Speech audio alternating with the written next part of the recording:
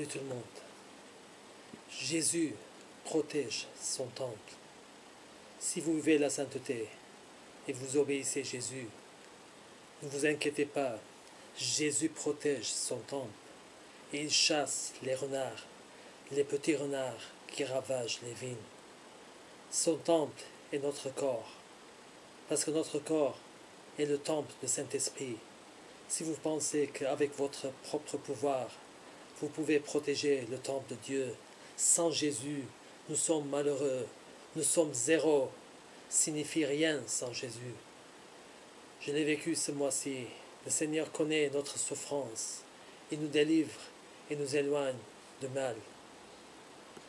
Dans la protection de son temple, nous pouvons faire confiance à personne, même pas à nous-mêmes, mais seulement à Jésus, parce que nos émotions et les sentiments peuvent nous tromper. Nous ne devons pas faire confiance à nous-mêmes. Il faut mettre toutes nos émotions de côté afin que nous puissions surmonter. Mais je mortifie mon corps et je l'asservis. Le Seigneur va s'éteindre vos désirs du corps. Il va vous donner la force de résister à la tentation, comme Joseph dans Genèse chapitre 39, verset 9. Il n'a pas plus grand que moi dans cette maison. Il ne m'a rien interdit, excepté toi, parce que tu es sa femme. Comment ferais-je un aussi grand mal et pécherais-je contre Dieu? Jésus protège son temple et il l'utilise pour son royaume à travers son temple. Ne vous inquiétez pas, Jésus est en contrôle. Mais si vous n'écoutez pas Jésus et vous donnez accès au diable, vous trébucherez et vous effondrerez comme la tour de Babylone. À cause de ça, nous avons dans les églises la fornication, parce qu'ils n'ont pas confiance en Jésus.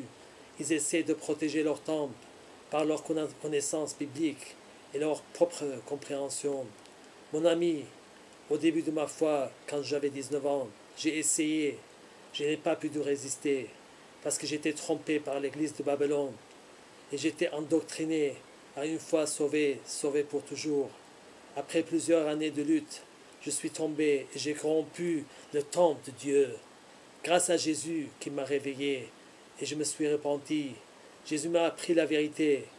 Donc je fais confiance à personne et non pas à moi-même pour protéger son temple.